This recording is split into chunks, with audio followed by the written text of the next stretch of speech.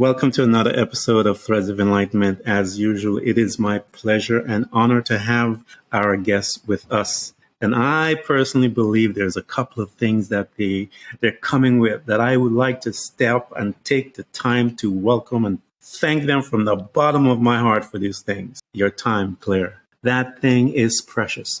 It is a valuable commodity. Many people don't know how to spend that correctly. The other is your journey. And I am so honored to have you here, that you're willing to trust us here to just give you a space by which you can be and that you can share so that we can become better human spirits. Welcome to Threads of Enlightenment. Thank you so much for having me. I am really excited for us to get talking today. It is my pleasure. I want you to tell the people all the things that you have created so far, that you have given birth and from your journey. Oh, for sure. I would love to. So where I'm at today is I am currently supporting, guiding, holding space for anyone who has experienced a real identity crisis, if you will. I personally can relate. I like to call it my quarter life crisis, that I went through personally that brought me to where I'm at. The main focus of what I do is I help people in that space who feel that despair, they feel lost. I help them to reconnect with themselves on a soul level, to really know themselves, to know the lightness and the darkness that they came to this earth with. And, that means understanding their gift and what they're here to share with the world, but also how are they self-sabotaging themselves and holding themselves back from doing that already. And so, the goal is ideally to just be there for people. I know that, anyone can go through that process on their own, but having somebody to support you is going to make it 10 times better and really help to unveil some of that stuff that's difficult to excavate on your own when you're going through that process. I think people like you are just invaluable because, as you mentioned, that you get them to get to where they need to faster because you know the questions to ask. You've been through it. You've been through the minefield, so you know what to pull out from a conversation with them.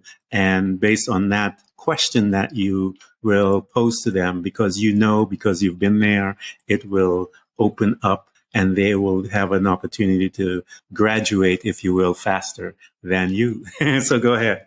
For sure. No, that's exactly it. I mean, my own journey, of course, it's a forever journey, as we all know. But in terms of feeling like I've gotten to a place where I feel like I'm on a path that feels good for me and it feels like I'm helping people, that took me about 2.5 years to get to where I'm at. So from being completely just lost and resentful about where my life was. And the one-on-one work that I do with people is a 4-month program. So exactly to your point, it's like, let me help you not cut corners, but, jump straight to the juicy stuff where you're actually going to learn about who you are. And that's the main baby, if you will, that I am working with right now. My business is relatively young, so I truly haven't created a ton of other offerings. But I do think that my one-on-one work has a bunch of, amazing things baked into it.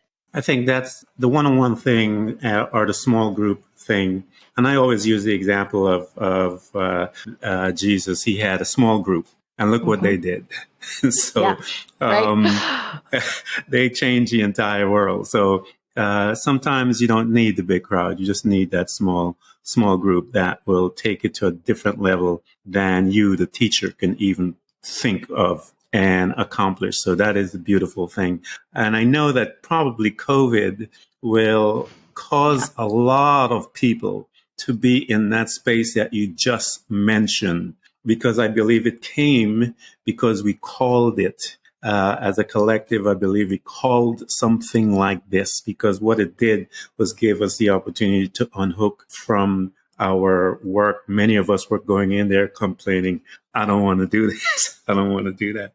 And I think collectively we pulled it towards us, gave us an opportunity to reset And here you are, someone like yourself who were able to reset and to recalibrate your mind and all of those things that were necessary to move you forward. Claire, let's talk about your childhood. I love this kind of thing because the Me reason too. why I go back is because it is the space by which we are given birth, in many ways, physically, but also emotionally, spiritually, and all of the other leads that we are given birth as we begin to move through our life. Talk to me as to what was your life like and your family. Yeah, such a long answer I could give, but in summary, I actually We think have what's time. coming, We don't have yeah, to right. rush. We have Well, time. what comes to mind immediately is one of the things that actually launched me on the journey I'm at right now, which is Mm-hmm. closer to present day, but it took me back to my Yeah. childhood, and that was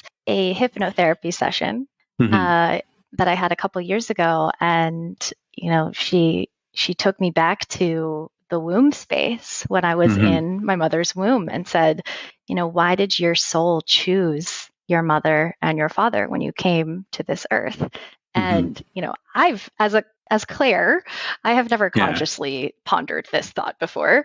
Yeah. And as many hypnotherapy sessions, it just flew straight out of my mouth. Like I just knew the answer right away. And Yeah. my mom is truly one of the most kind-hearted, compassionate people on this planet. I do believe that. But I Mm-hmm. said in that session, I have two extreme parents. My mom is a people pleaser extraordinaire, like definition Uh, of that. yeah. And my father is more on the selfish side of the Mm-hmm. spectrum. He is off the charts intelligent, Mm-hmm. to the point where he doesn't really know how to connect with other people. So he Yeah. has just kind of separated himself Yeah. because of that. And so immediately these things come out of my mouth, and I say, I chose them because I have a tendency to do both, to go on Mm. both sides of that spectrum. Yeah. And I really believe that I chose two extremely opposite ends of the spectrum, extreme parents, because Yeah. I was meant to find that common ground and meet myself in the middle. And that's where I Yeah. will really know myself and also be able to help other people because I understand both sides. As a child, I was a total people pleaser, Yeah. total people pleaser. But I had this paradoxical nature of I Mm-hmm. also was kind of cold and shut off people at the same time. Mm-hmm. And it's always been this interesting dichotomy within me where I connect with people instantly. I relate to people instantly. I've always had lots of friends. I can definitely be a chameleon and just Mm-hmm. mimic whatever energy I'm around very quickly. But at the same time, at the end of the day, I think like a lot of people who go into work that has anything to do with identity crisis whatsoever and Yeah. understanding the human psyche, you're probably a person who has felt misunderstood your whole life. Mm-hmm. Yeah. And so, despite the fact that I always have had a lot of friends and gotten along with people very well, I've always felt different. Wow. like Uh, my father. So yeah. it's just this very interesting that moment when I had that hypnotherapy session, I was like, that was something I clearly needed to uncover because I've never put it together in that way Yeah. before. What was it, Claire, that you can remember that caused you to go, wait a minute, and you took it and deposited it into your spirit? Yeah, I feel what's coming up is that I probably should give more context on what I mean by his Mm-hmm. personality. It's in whereas my mother wants to please everyone and wants everyone to like her, my dad is Yeah. almost the opposite. He is a button Yeah. pusher Mm-hmm. and and really likes to question things. And I think that I pulled the curiosity piece from that. I Yeah. really I really appreciate not taking things as, surface level things as Yeah. fact just because Yes. everyone's accepted them as such. Mm-hmm. And I think that's part of it. It's like I can play the part very well Yeah. that you want me to, but at a certain point this need to uncover and this need to not just accept things because everybody else does is why I Yeah. believe I chose my father, because the way that he does that I Yeah. often don't approve of, or I wouldn't approach it in that way. Yeah.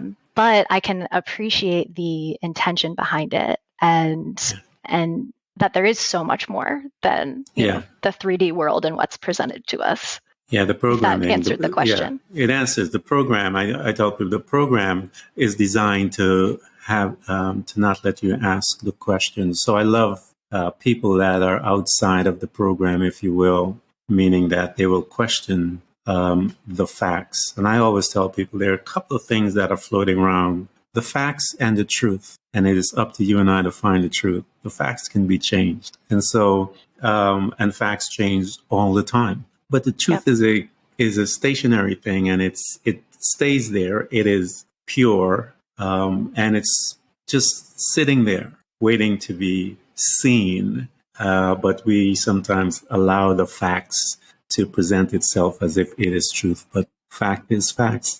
It's just not the truth. So here you are. You can make anything a fact, right? Exactly. Anything, you can take it, and you can really put it together and make it look real and look and feel like it is.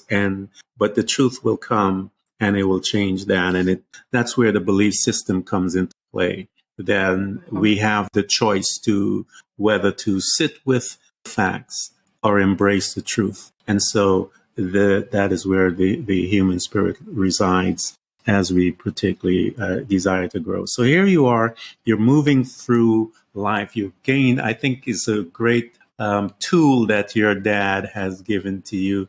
I know the mom piece will cause much angst, as they say, and you will have to deal with that later on in life, like all of us had to deal with it. So here you are, and you're moving through. Talk to me about high school. Since you have both of these traits, if you will, residing with you, how did you relate to people wanting to be a people pleaser, but still you have that diva sitting in there? How did you relate to people as a young girl? Yeah, I've actually recently pondered this. Ooh, something got in my eye. And what I came up with, what I realized upon reflection is that on the surface, in terms of authority figures, parents, teachers, whomever, I was a really good kid.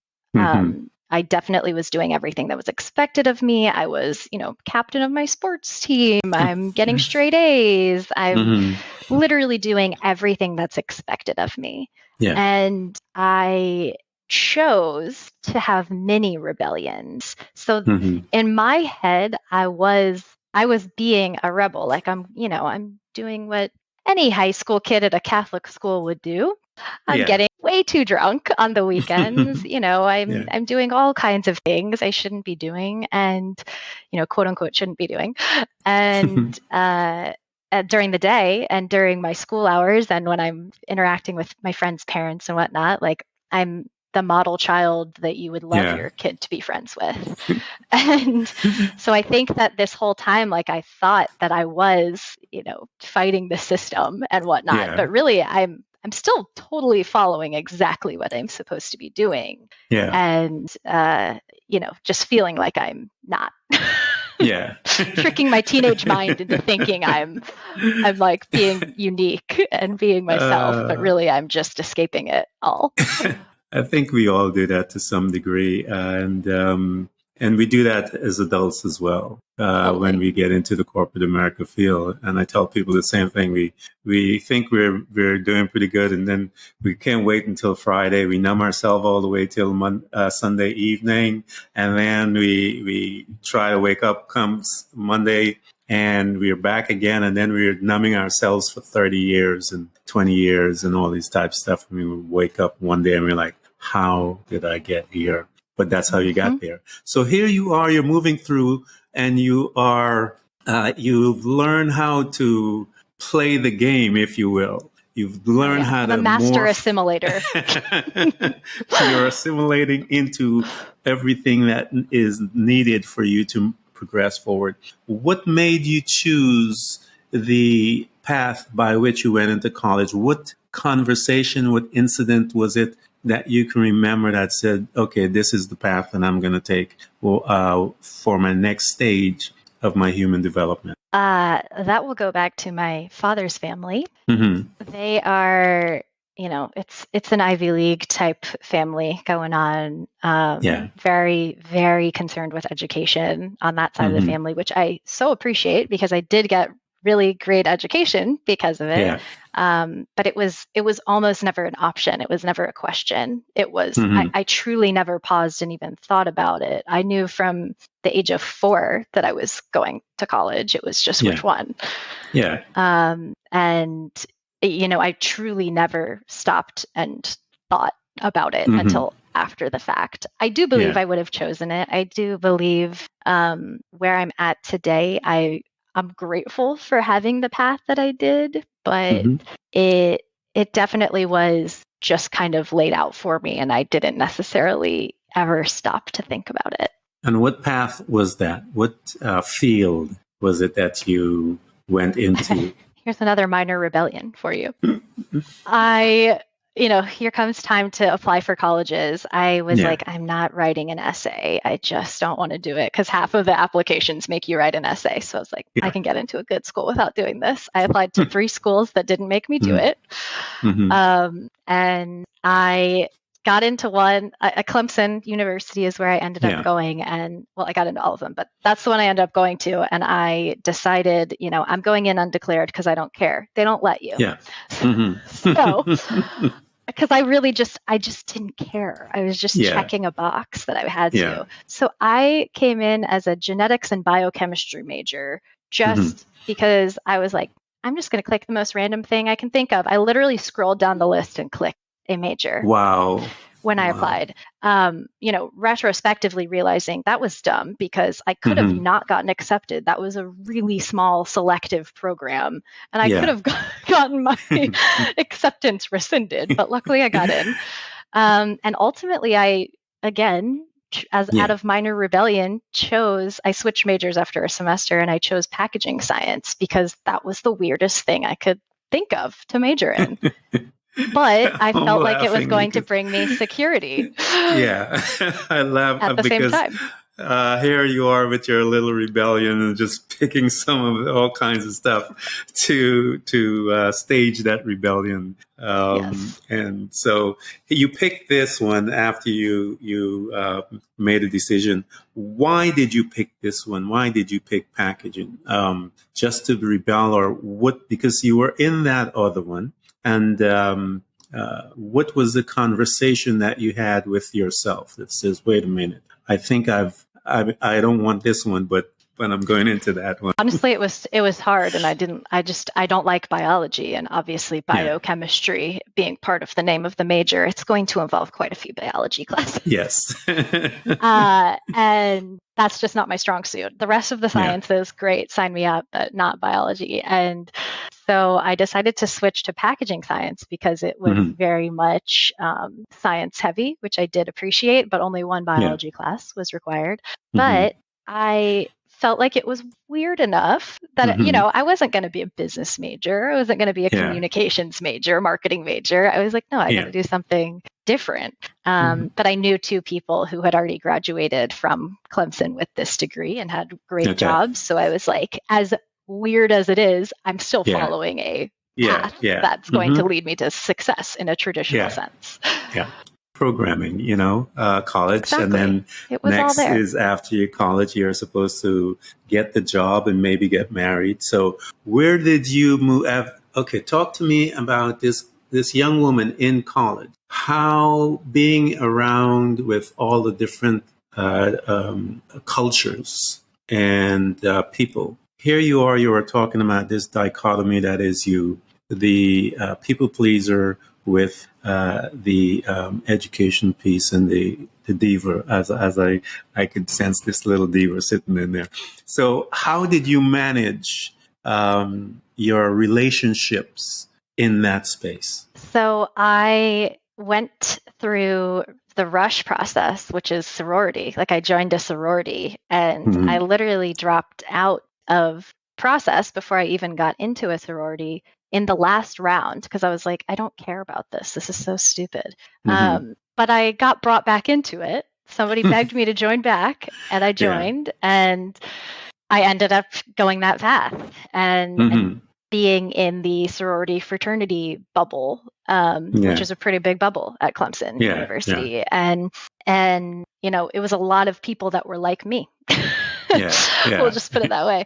And by like me, I mean like this personality that I had like cultivated over the past several years. It wasn't necessarily like the me on the inside, but I didn't even know that me yet. But it is funny thinking back on how I already was like, this just feels wrong, but I still kept doing it and came back. And I will say I am still friends with a lot of the people that I was friends with in college, 10 years later even, but they know, I know, I'm in a totally different place than I was then. And I, ultimately it just echoed my high school years. Like I just partied, numbed, did well in school, and proceeded down my autopilot path that I already knew. I knew what was going to happen the next day. It was that kind of a life.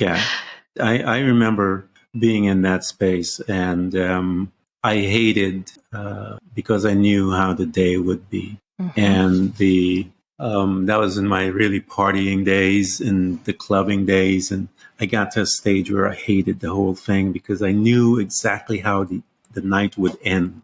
Because I was one of those personalities that controlled my night. I didn't allow it to, I didn't allow people to control me in a way, if you wish. And so I knew that there was no challenge there. And I remember I began to get angry in that space and just didn't want to deal with people because I just knew it. And so I had to part from there. I had to leave. I actually left and went into an ashram because I was totally just a little different than where you were at. I was just, that's a story in itself. Yes. I was still learning how to let go, partying, and then going to the ashram. Yeah, that's a totally different story that one of these days I'm going to talk about. Sounds like a great one, though.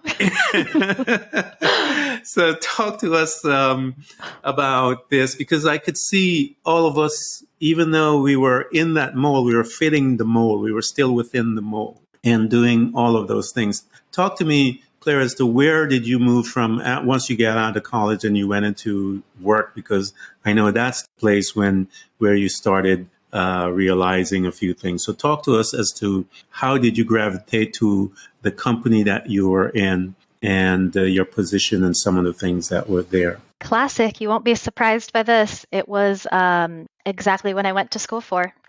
That's the job I took. So I went from a packaging science degree to being a packaging consultant. So I basically was doing technical sales around what package customers should use for their products. And I chose it because, it was what I had learned in school, but I didn't feel like it was going to be boring because it was the sales side. I was getting to travel. I was getting to talk to all different personalities. I'm not sitting behind a computer doing the engineering part of what my degree was all day long, designing packages. So that's how I chose it. And I mean, truly, I learned so much at this job about myself, about the world, about other people.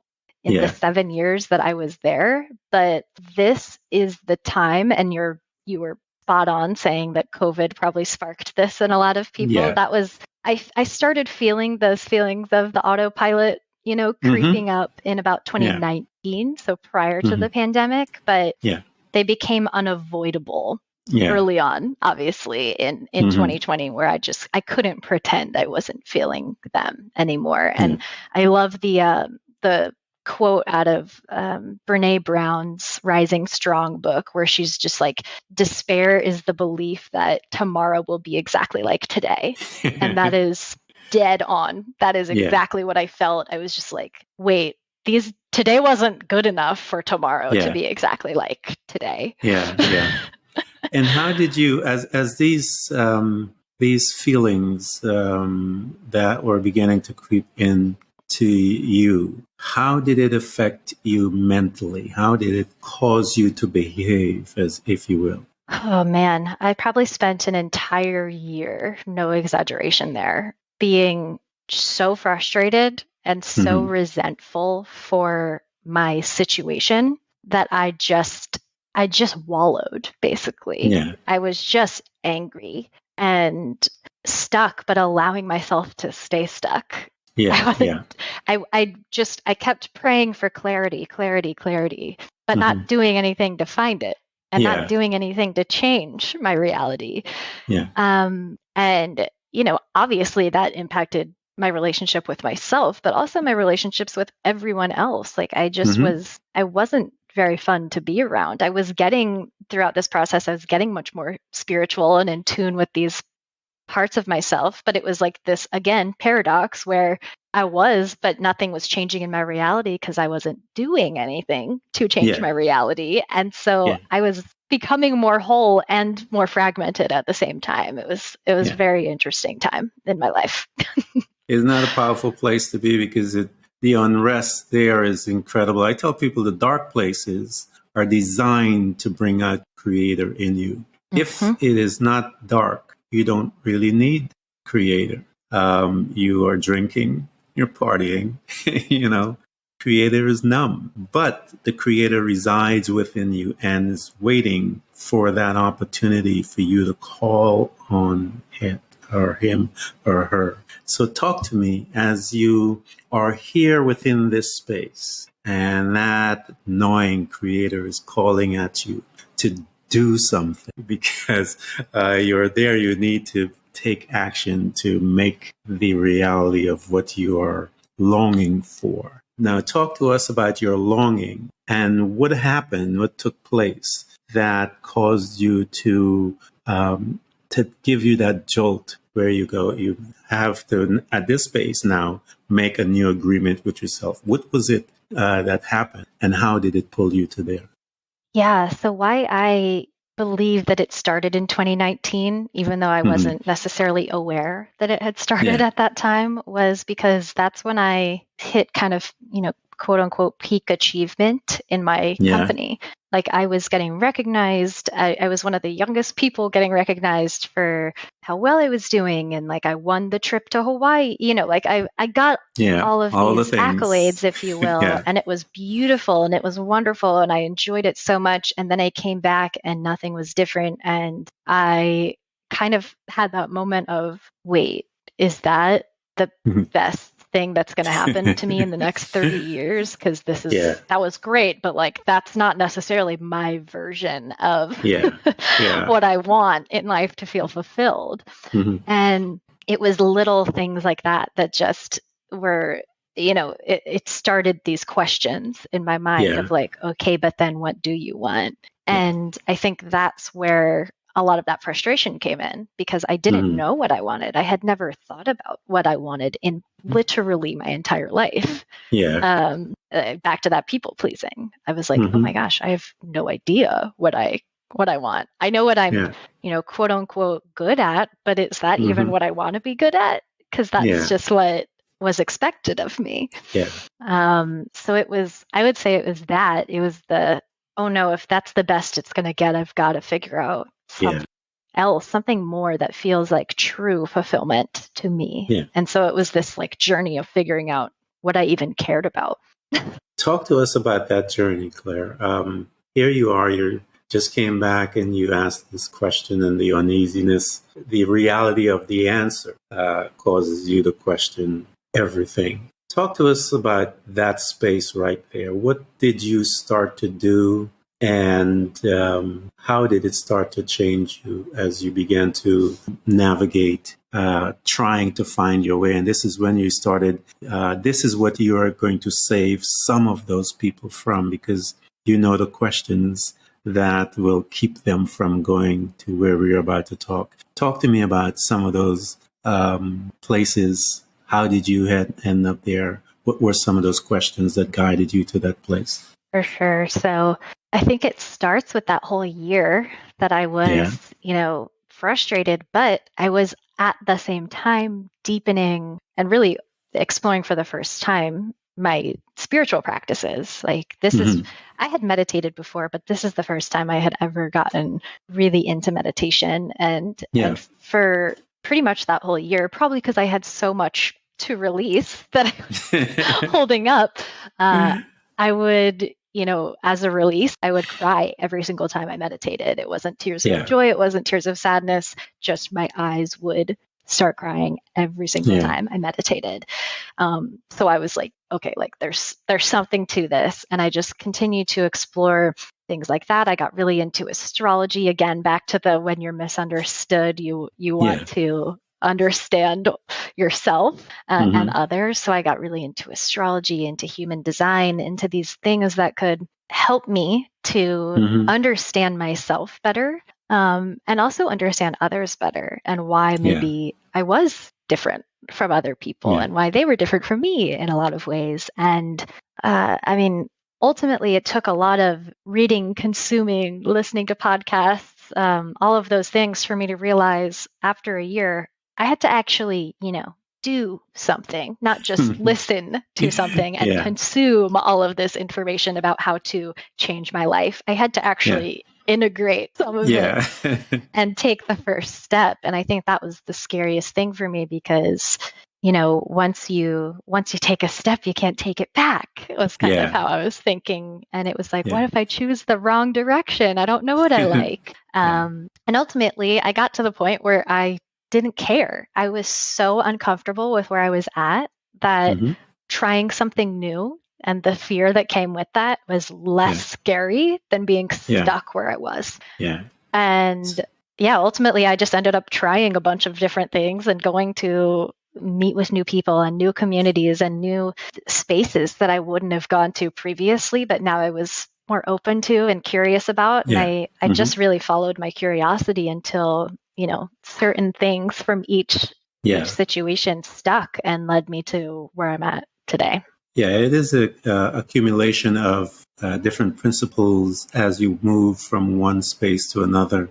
And I think what happens at that space that you are collecting those principles, and then you will formulate yours based on that collection that you are doing. And as you assimilate those that taste good to your spirit, if you will, and you'll go to some place and they would say something and it doesn't taste well. You'll go somewhere else and it drops into your spirit. You're like, I like that. And so you began to accumulate all of these different spices as you begin to cook this wonderful dish. And once you're finished with the assimilation of all of those spices and you present this dish to yourself first, because that's you're cooking for yourself. It's not for anyone else. And once you taste it, Yes. and you began to you taste it by incorporating it and by practicing it. Meditation, I tell people, it is the place by which I gained much wisdom about who I was. I controlled my day right there. I learned how to not let anyone's energy disrupt mine right there at that place of my meditation. I learned patience with me. I learned how to control my thoughts there. I learned how to control my breath.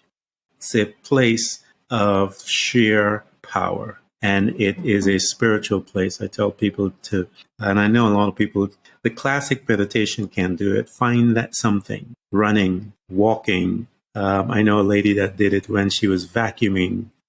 Create that space. My housewife, she tells me that's when she meditates. And I'm like, good, because your mind, it is your space. Meditation is based on you, how you assimilate it into you. So here you are, you assimilated one of the most powerful things that a individual could do while you're accumulating all of this data, extra principles. So talk to us when you began to see a little light, Claire, when it began to go, wait a minute, this makes sense. Wait a minute, that makes sense. And when you start mixing your dish together, and how did you feel at that space when it began to really make sense? Your spirit, you felt one, your mind, your souls felt at one, your body felt as one. How did you like it? What were those things?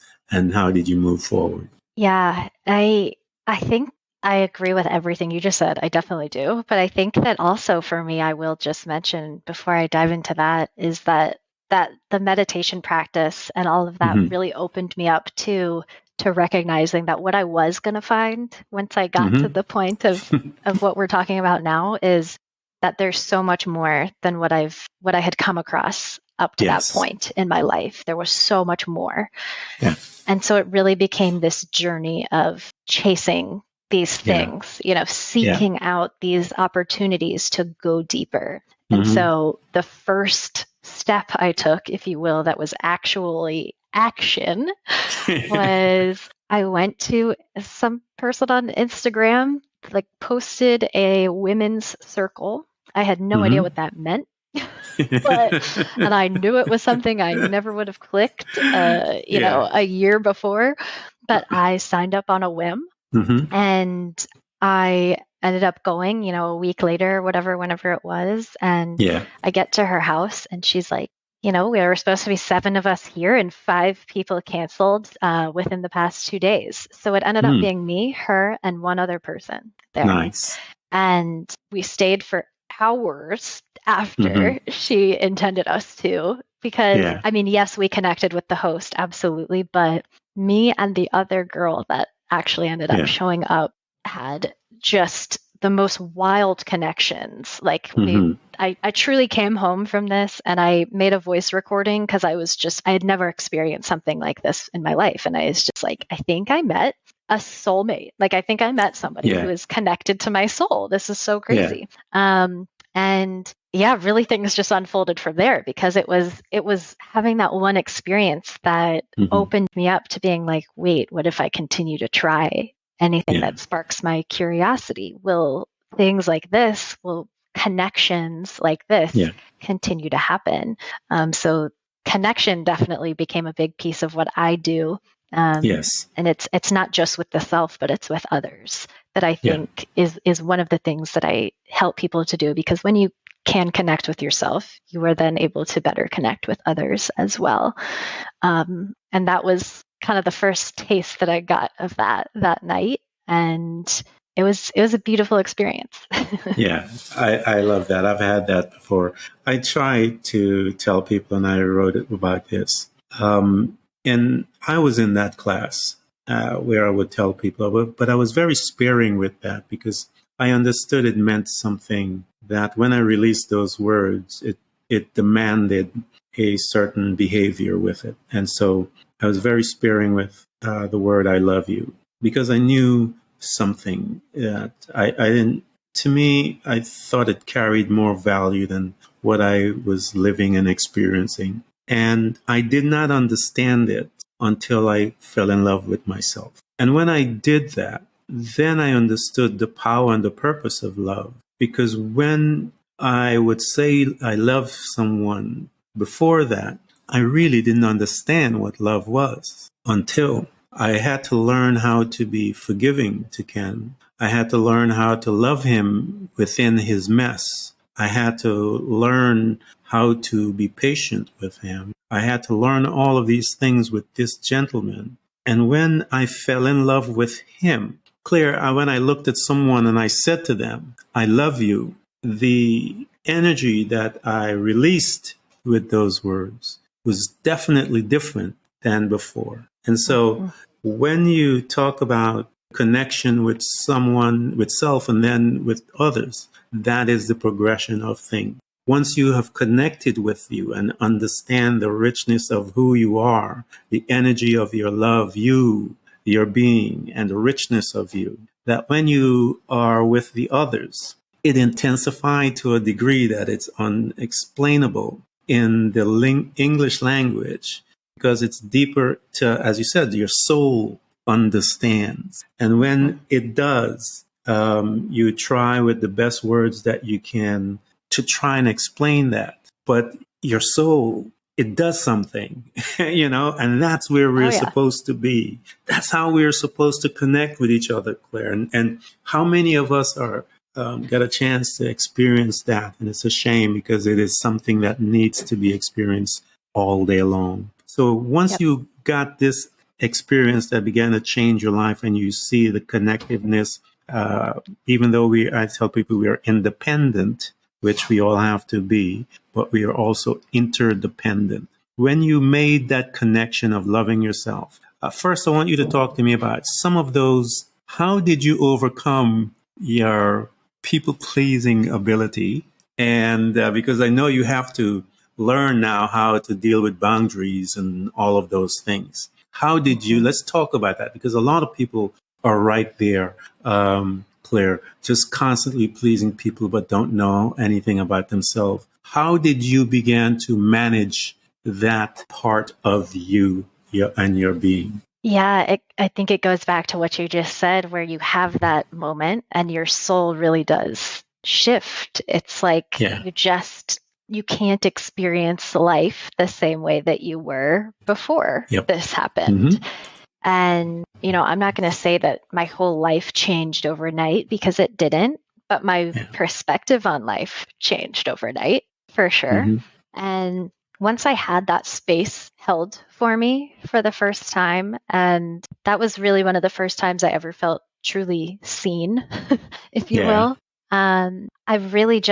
I wanted to create more of those conscious connections for Yeah. other people as well. I Mm-hmm. wanted to consciously connect with people. I didn't want to go sit at a brewery and, I don't even know, talk about college football all day. Like that just wasn't Yeah. what I Yeah. wanted to do. Yeah.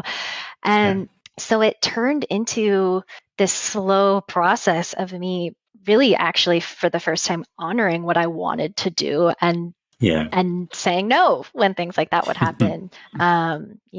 It How did it definitely turned feel? in. How It did it was feel? isolating. Yeah, because you have to rub against this thing that you're familiar with, Hmm. and creating this new you, and that word coming out of your mouth, no, and you find yourself looking around to Oh, yourself, realizing yeah. what the hell did I just say? But you knew Yeah. that that's what you had to say at that time. Talk to us about that because it is a scary place, Claire, to be Oh, there. yes, it was. And I can tell you right now that that's why for an entire year prior to this that I Mm-hmm. stayed where I was and just felt more comfortable being Yeah. angry and resentful for where I was at than actually doing anything about it. And I think starting to have the experiences of consciously connecting with people, of recognizing myself and what I actually cared about, Yeah. that was really when I would try it out in safer ways. I would Mm-hmm. try to express how I wanted to experience the day, or like Yeah. say no to somebody I knew was still going to like talk to me, if I said no to them and they weren't Yeah. going to make a big deal about it. That was really how I tested the waters, if you Yeah. will. Yeah. And eventually it just, I think I'm a master boundary setter now. Yeah. I I am very clear, That diva and that's showed why I up. say, yeah, well, that's why I say I'm like my friends from college. I definitely am still friends with them, but they Yeah. absolutely know that they'll let me know if what they're doing, but they don't expect me to join if it's something that Yeah. I don't Yeah. want to go to. Yeah. And I appreciate them for respecting that. And Yeah. it really was a situation of me having to come to terms with, hey, do you really want this person or this situation or this, job, relationship, whatever you want to call it, in your life if they're Yeah. not going to be okay with you honoring what you want? Yeah. The energy becomes, the shift in energy becomes noticeable to yours. To them, they don't know anything because they don't know. But Hmm. you have been awoken. And once you are awake, you cannot go back to sleep. And so you have the choice now as to the type of energy because you recognize that all is energy. And so the conversation that you and I are having are energies, energy being transported through these sound waves and all these different things. So I'm very stingy as to the type of energy that I allow within my space because I know what some of the energy does when they're showed up in my house or my space. And I Hmm. don't want to spend that commodity that way. And so I don't allow it because it can be very expensive, man. Let me put it that way. you know. Absolutely. And for me, I think for anybody who's like on this journey of self-discovery and really reckoning with their soul, if you will, Yeah. that can be one of the fastest ways to kind of revert back into this Yes. version of yourself that you are trying to get past and you Yes. know you've Yes. outgrown it, but you're Hmm. continuing to keep yourself surrounded by people and environments that are keeping you there. And Yeah. it's this moment where you have to decide, do I want to stay where I'm at, or is it time for me to do some things differently and get closer to where I want to go and the version of myself that I know that I can be and want to Yeah. be. So here, this young woman now, she has been awakened. She has taken all of the different pieces that she has acquired as she began to move and learn. She's grabbed a couple of tools, meditation, and all of these other tools that you've gravitated to, and you started to create you. What happened, Claire, that you said, you know what? I think I'm ready to go out there and I'll give it a shot and see what happens because you're moving now and you're going into a space that you have nothing. You got nothing. You got Mm-hmm. you. And you had no training. You got no college behind you. You have you. How did you proceed? Because can be a scary place to be. It's also could be a very liberating place. Talk to me about those two things that you had to deal with, because you have to deal with the scariness of it first before you're liberated. And what did you do and how did you do it to become liberated? Yeah, I think that's a perfect way to explain the feeling. It's absolutely both. You're, Yeah. simultaneously terrified to Yeah. shatter the life that you've worked so hard to create. And, Mm-hmm. in my situation, by societal terms, was, a quote unquote great life. Like I really had everything that I should have had and more. Yeah. And I still wasn't happy. So it was like this immense gratitude for being aware of that and knowing Yeah. that one day, because I was aware of that and because I'm a person who will, work hard to get to where I want to be, it was like, oh, this is amazing because I've realized this Mm-hmm. at the age of 27, 28 years old. So this means hopefully I've got time to create the life that I actually want. But it was also like, oh Yeah. shit, that means I actually have to do it. It was oh no, I actually have to like take the steps to get to that point. That Yeah. was the terrifying piece. And Yeah. in my situation, I knew, as much as this job had served me financially and through growth and whatnot, at one point I had outgrown it. It Yeah. no longer was the way I needed to spend 40 plus hours a week. Mm-hmm. I think that was, to your point of time, Yeah. that was definitely one of the first things that I knew I needed to shift. But it was Yeah. also definitely the scariest one for Yeah. me Mm-hmm. because it was like, to your point, how do I go from being in a situation where I'm totally qualified and I know I'm good at what I'm doing and I'm Yeah. getting compensated accordingly to Yes. a giant question mark? Yeah. That's the program. The program, that space right there is the programming's one of its final, if you will, thing that it drops to us. Moving from security, because it presents it as how are you going to supply or provide for yourself if you move from here? You have it here, all of it. We got you. We got you. You're comfortable here. We're holding your space. If you step out from under this, you will never make it. And Yes. you have to come to terms with that. Here you are right there, Claire. How did you do it? Again, at this point I had followed my curiosity several times, Mm-hmm. to deepening into myself and figuring out what I wanted and what I Yeah. cared about in life, what I wanted as a part of every day of my life. And in November of 2021, I began piecing these things together and creating a business, not Mm-hmm. having any idea of, how I could or when I guess I could actually share it with people. Yeah. But knowing, hey, how am I ever going to be able to if I don't start putting it together at some Yeah. point? And of course, this is the exact time that I get tested by the Mm-hmm. universe, I like to say. Yeah. And, I get a salary bump. Yep. Always. Of course. Always. Why would that not happen in December, right after November? I'm Yeah. starting to create this exit plan. Yeah. And, fast forward a year later, I made the largest paycheck I've ever made in my life from a giant Yeah. commission from an incredible year. So it was just like these continued, like, are you sure this is the right path that you want to take? And Yeah. I think it spoke to how far I had come, that Yeah. I was beyond sure. I was like, this is nothing to me. Yeah. Yeah. I'm grateful for it because it will provide me with, the finances to get my business off the ground faster. And that's how I Mm-hmm. viewed it. It wasn't like, Yeah. this is incentive to stay. Yeah.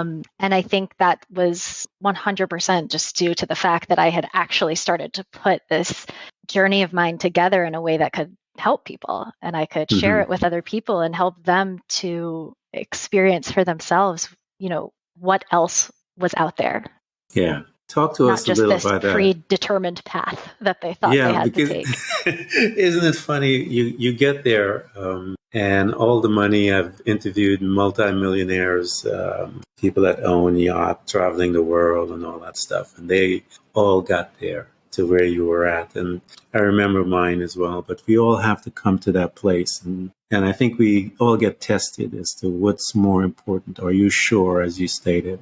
And when we make that decision and we move forward, the testing continues, and but the resolve grows stronger. I want you to talk to us about when you got your first client and when you did what you did after you left. You saw the result in that person. How did you feel? And talk to us about that space, because that is a precious space right there. If you will, that language where it tells you that you're in the right place. That coaching, that when you see them receive the revelation, that light bulb moment that comes about, and the preciousness of that thing, and how it encourages you that, hey, I just want to tap you in the shoulder and let you know I'm with you. You're on the right path. Talk to us as to one of your clients, Claire, and that first feeling that you're sitting there and you go, I'm in it. I'm in it. Talk to us about that. So I started my business while I was still full-time employed Mm-hmm. Yeah. at my job. Yeah. And I had, I intended to get to this point where I felt comfortable to leave, which, is going to Mm-hmm. be however many clients that I just couldn't even deal with staying at my job because I didn't have Yeah. time. And it happened so much faster than that Yeah. because of exactly what you're saying. I had 2 clients before I had a second quarter life crisis. Yeah. And it was really just like, I cannot, in good faith, stay Yeah. where I'm at and simultaneously support people to Yeah. not do what I'm doing. Yeah.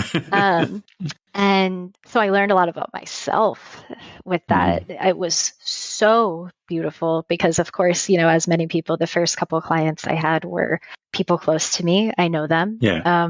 And being able to hold space for them and make sure that they felt seen and that they felt supported and they came out knowing themselves so much more than I think that they expected. Because Yeah. again, we knew each other. It wasn't like Mm-hmm. random people. They're kind of half doing me a favor, half just curious.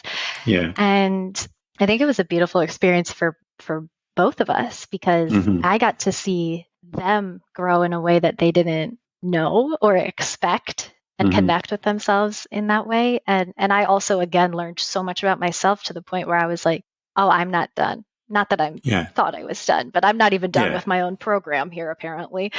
Yeah. And I, quickly got to the point I would say within 2 months, I Yeah. put in my letter of resignation. Yeah. Isn't it Because I knew wonderful? I was like, it has to happen.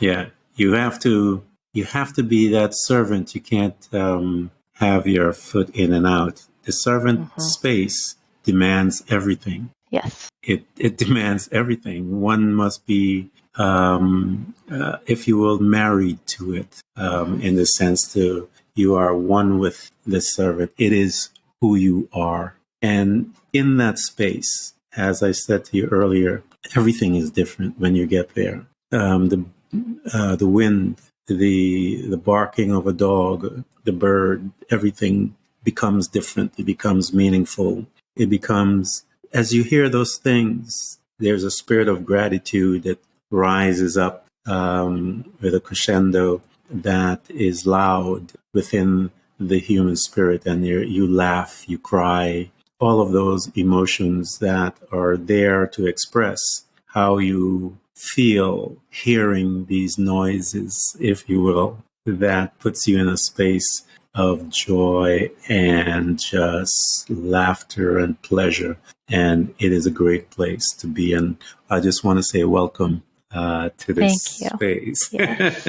It's so beautiful. Yeah, isn't that it? was exactly it. My energy was scattered when I was Yeah, still so focused on my career and not yeah, able to really dedicate it fully to the people that I wanted to help.